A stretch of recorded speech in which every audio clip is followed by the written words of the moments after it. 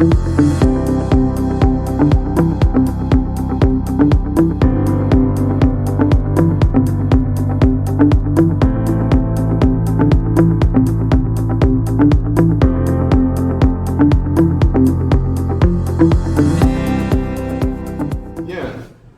parlait vraiment des efféminés et les efféminés. Et dans nos cultures, la culture africaine, il semble que quand on parle d'homosexualité, beaucoup pensent plus aux hommes qu'aux femmes. Je ne sais pas. Est-ce que vous avez cette même impression, Emmanuel? Le cas le plus flagrant, qui est difficile à admettre, c'est difficile de voir deux hommes s'embrasser ou se tenir la main. Nous avons grandi sans cette éducation. Mais il est possible de voir deux filles ou deux femmes se tenir la main. Là, nous parlons d'une amitié. Mais c'est difficile de déterminer si ces deux filles ont une tendance lesbienne qu'on peut englober dans le mot sexualité, si je peux le dire ainsi. Et du côté des garçons, c'est choquant. C'est choquant qu'on le dise ainsi. C'est difficile de le voir. Donc, c'est ce que moi je pense. Donc, tu es plus choqué de voir deux garçons ensemble? Oui, c'est inadmissible. Mais tu peux accepter que deux femmes soient ensemble? Je peux l'accepter puisque rien ne me prouve qu'elles ont une tendance homosexuelle. Mais quand je vois deux garçons ensemble, déjà les mains dans les mains, je n'ai pas grandi avec cette image. Ça va te déranger. Moi, je n'ai pas eu de proches dans ma famille, non. Mais j'ai eu un camarade garçon au collège qui se comportait, il parlait même comme une fille. Quand il parle, il fait ses mains, tout ça là.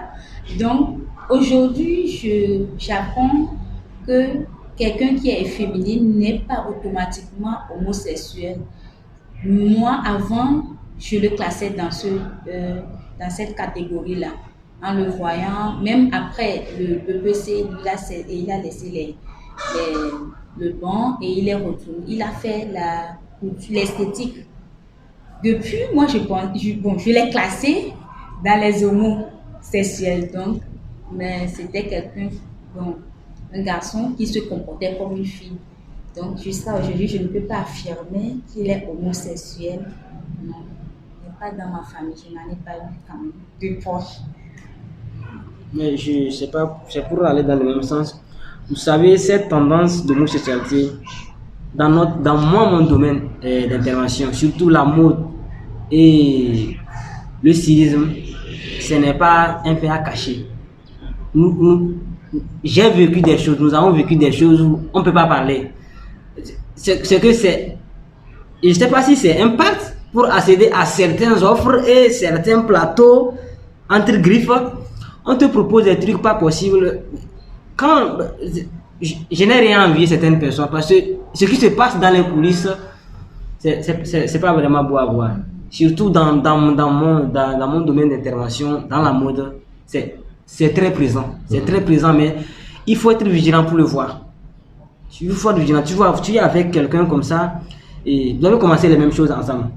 Un beau jour, tu le vois très présent sur les réseaux sociaux et il est dans les groupes entre griffes dit LGBT. Il t'envoie des invitations. Et dans ces groupes-là, il t'envoie des invitations d'aller à suivre des conférences, quelque chose comme ça. Grâce à ça, j'ai voyagé. Maintenant, je suis reconnu, ma marque est telle. Tu lui demandes, tu as commencé par former ta famille. Et bien non, pour le moment, cherchons-nous d'abord. Tu fais quoi de ton orientation sexuelle? Et bien bon, tu sais mon frère, il faut faire certains sacrifices pour arriver quelque part. Alors tu entends par là qu'il aurait fait quelque chose qui n'est pas normal pour pouvoir avancer. Donc dans mon domaine, c'est tellement présent que souvent on nous colle à nous tous des étiquettes. C'est ça, je dis. On nous colle à nous tous. Moi-même, quand j'ai décidé de rentrer dans la mode, ma famille a dit non. Tu peux pas me dire que tu vas... Comment un garçon va faire les tenues pour les femmes? C'est ça. Puisque du côté où je venais, c'est toujours les femmes qui faisaient ça. Oui. Et quand on me voyait ça paraît bizarre pour eux. Voilà, et souvent mes créations sont inspirées avec des filles. J'aime trop créer les trucs bizarres des filles. Eux, on me trouvait Déjà, j'ai commencé par prendre une tendance. Je dis, on croyait que tu es efféminé. Voilà, le métier ne peut pas, vous ne pouvez pas me coller une étiquette par rapport à mon métier. Non, c'est l'inspiration que j'ai. Et maintenant, quelqu'un peut ne pas faire ce métier, mais il est tellement dedans que tu ne peux pas savoir. Et mais quand tu lui demanderas son avis, il va te conseiller. Mais je sais pas. Donc c'est réel quoi. Personnellement, moi je dirais qu'un homme qui fait la couture, la coiffure surtout, moi je les étiquette surtout toujours qu'ils sont coiffure dame. Coiffure dame, oui, c'est ça. C'est ce que je disais. Mais pourquoi donc si ça arrive, ça veut dire que c'est généralisé. Tout le monde croit que dès qu'une personne est styliste pour dame et il est homme, c'est un peu difficile de le croire. Parce qu'un efféminé, comme l'a dit le psychologue, n'est pas forcément un homosexuel. Tu peux être efféminé et être hétérosexuel. Mais là, disons, il y a peut-être qu'il y a des chromosomes, non? Comment dire, ou des trucs plus féminins sur toi. Des hormones, merci pour le terme. Les hormones plus féminins qui dominent que masculins. Mais tu vois, voilà, c'est pas forcément une orientation homosexuelle. Oui, notre société a conçu les métiers par rapport au genre. Je dirais pas par rapport au sexe, mais par rapport au genre. Parce que je dis que ça, c'est un métier de femme. Un couturier ne doit faire que des habits d'hommes. Et une couturière ne fera que des habits de femme. On imagine comment tu as un garçon, tu vas commencer par les mesures au niveau des seins, des bassins, des femmes. Donc au départ, ce n'est pas accepté. C'est comme ça que la société a évolué. On imagine mal un garçon en train de défricher les cheveux d'une femme. C'est ça. Voilà, petit à petit, cette conception aussi est rentrée dans les habitudes.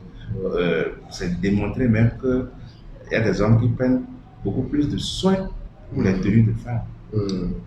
Et vice-versa, dans d'autres domaines. Donc, à ce niveau, on peut dire que jusqu'à ce niveau, nous ne sommes pas encore dans l'homosexualité. Jusqu'à ce niveau, nous ne sommes pas encore dans l'homosexualité. Bien, je voudrais avancer sur quelque chose. Selon vous, quelle est la position de l'Église dans tout ça? Angelo, qu'est-ce que l'Église dit? L'Église catholique ou chrétienne? Qu'est-ce que les chrétiens disent que vous entendez dehors? Pour parler de l'Église en général, les homosexuels ne sont pas acceptés par les églises. Mais aujourd'hui, ce que nous vivons avec la position de l'Église catholique, qui est le plus souvent mal interprétée par les autres confessions religieuses. Et, par exemple, je parle de ce que je sais. Les témoins de Jéhovah trouvent que l'Église catholique ont autorisé la pratique de l'homosexualité. Chose qui n'est pas vraie. L'Église catholique ne les exclut pas, mais ne bénit pas ces genres de relations homosexuelles. Est-ce que l'Église catholique a déjà écrit des choses déjà dessus, ou bon, selon vous? Bien sûr, beaucoup d'écrits. Le responsorium de la congrégation de la foi, qui parle de ces personnes qui sont acceptées dans l'Église, pas parce qu'ils sont homosexuels, mais parce qu'ils sont des bien-aimés de Dieu, des personnes comme nous que Dieu accepte. J'ai aimé une phrase qui est écrite, qui est dit: Dieu ne bénit pas le péché, mais bénit le pécheur. Donc l'Église considère ces personnes en tant que personnes, mais n'admet pas. Premièrement, ne bénit pas leur union et ne bénit pas ce qu'ils font ou bien la pratique homosexuelle. L'Église ne bénit pas la pratique homosexuelle, mais accepte ces genres de personnes et veut les aider à se retrouver. C'est ce que moi je sais. Pensez-vous que le chrétien peut tolérer, je sais pas, imaginez que vous êtes chrétien et dans votre famille, il y a une personne, disons votre petit frère ou votre petite sœur, vient vous voir disant que j'ai cette tendance homosexuelle, je suis lesbienne. J'ai essayé de réprimer, je n'y arrive pas. J'ai essayé d'enlever ça. Bon, on a reçu la même éducation et tout. C'est quelque chose, c'est pas comme si vraiment je cherche des intérêts à partir de ça. Je me sens plus attiré à passer du temps avec une fille bien précise, parce que c'est votre petite sœur. Que diriez-vous? Avant de répondre à cette question, j'aimerais ajouter quelque chose à la question précédente. Oui. C'est-à-dire, en fait, c'est la même chose. Hein. Est-ce que nous allons rejeter l'homosexuel ou la lesbienne? Il faut comprendre quelque chose. Les spécialistes des sciences humaines n'ont jamais été d'accord sur la conception ou le sens qu'il faut donner, pas en termes de définition, mais est-ce qu'il faut appeler l'homosexualité maladie ou pratique normale?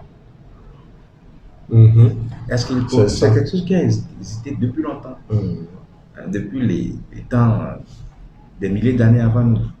Mais est-ce qu'on lui donne le sens de maladie ou on trouve que c'est normal? Pour une catégorie de spécialistes en sciences humaines, surtout les psychologues, les psychanalystes, ils pensent que c'est à une étape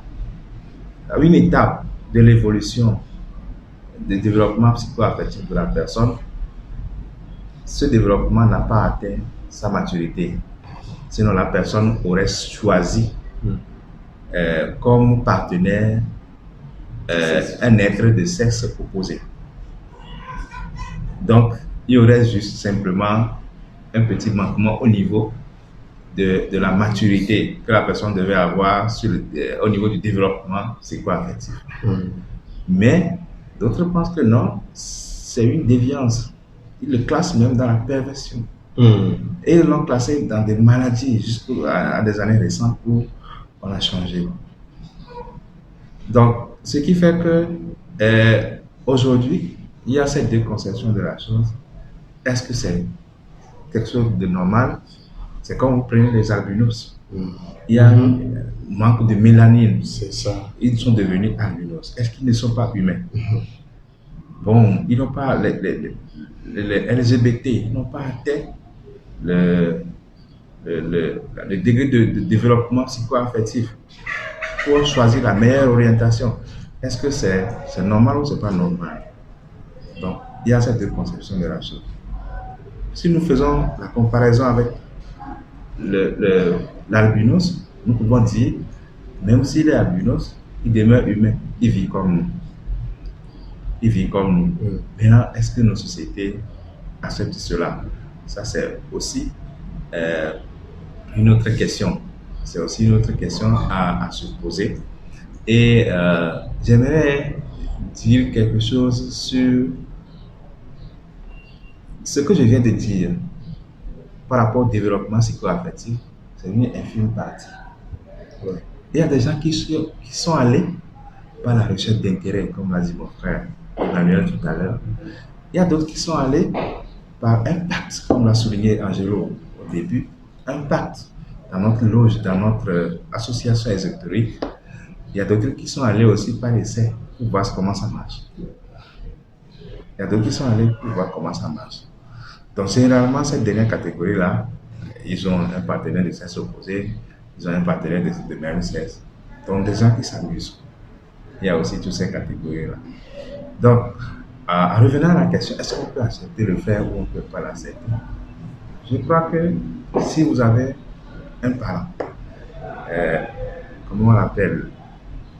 Oui, un proche. Oui, un parent. Un proche. Oui, une petite soeur. En anglais, dire relatif. Oui, relative.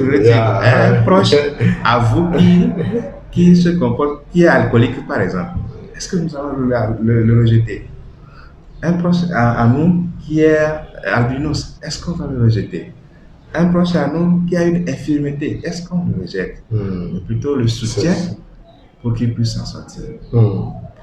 C'est profond ce que tu dis. Parce que, souvent on croit que la personne choisisse ou ne choisisse pas.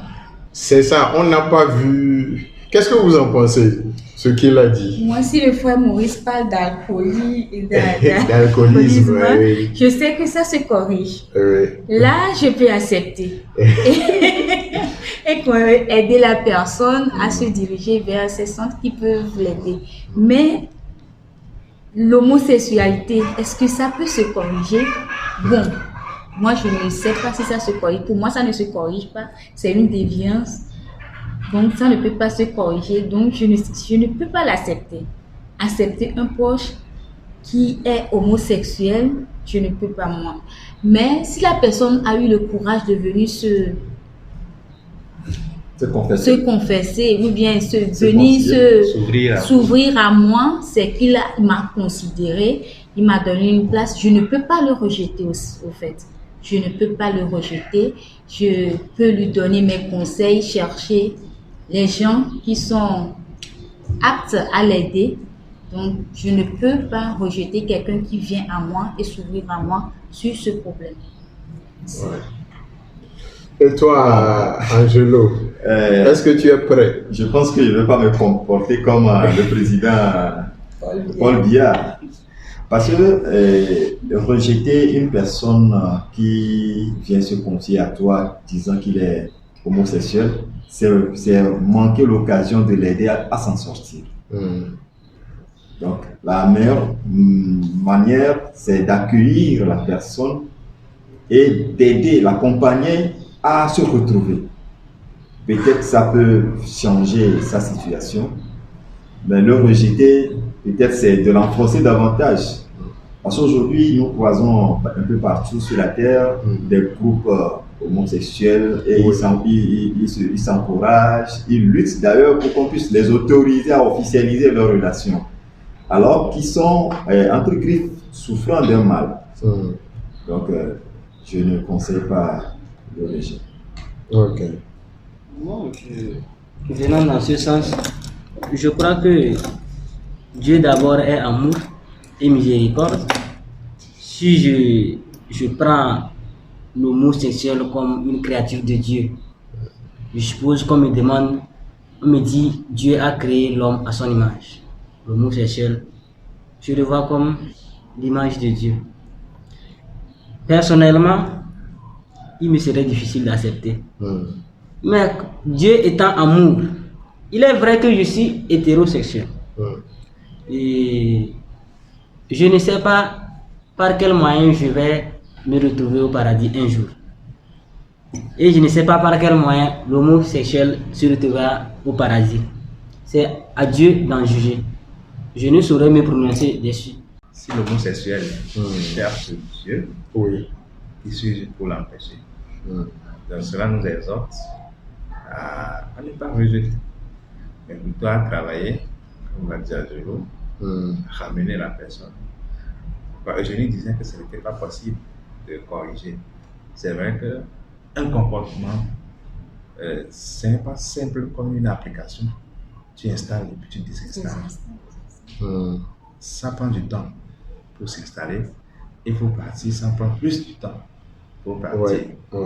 Mais il faut montrer à la personne l'intérêt, ce qu'il gagne en changeant. Ce qu'il gagne en changeant. Et dans le processus de comportement, de changement de comportement, nous avons généralement 3 ou 4 phases. La première phase, c'est que quand vous dites à la personne ce que vous faites, ce n'est pas bon, vous devez vous changer, c'est que la réponse attendue, c'est non, c'est le déni. C'est le déni. À force de le convaincre, qu'est-ce qu'il gagne? Il va dire, bon, qu'est-ce que je gagne en changeant? Et à partir de ce moment, il amorce un rebond. Il essaie de mettre en... Quand il trouve qu'il gagne, il amorce un rebond et il trouve qu'il peut gagner. Et il change petit à petit son comportement. Et à un moment donné, il peut encore chuter. Ne vous découragez pas. Continuez à l'aider à atteindre le comportement souhaité. C'est intéressant. Les approches thérapeutiques, psychothérapeutiques,